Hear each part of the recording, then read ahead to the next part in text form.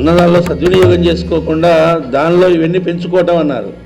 పెంచుకోవటం అంటే ఉదాహరణకి నీడ్స్ ఉండాలి, ఇల్లు ఉండాలి, మంచిదే. ఒక ఇల్లు వచ్చిన తర్వాత ఇంకో విల్లా కావాలండి, లేదా ఇంకెక్కడో చూసి వస్తాడు, అట్లా ఉండాలి ఇల్లు అంటే అని చెప్పి వీడు జీవితం అంతా వెచ్చించి చాలా దానికోసం నానా చాకరీ చేసి సంపాదించి దాంతో అలాంటి ప్యాలెస్ కడతాట, అందులోకి వెళ్ళబోయే ముందు పోతాడు.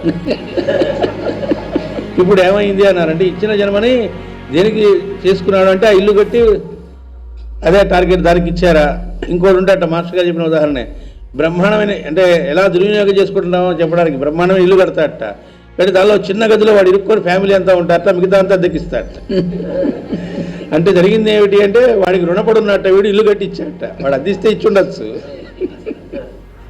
అంటే ఎలా వృధా చేసుకుంటూ ఉంటాం ఇచ్చే జన్మని అని చెప్పడానికి చెప్పారు.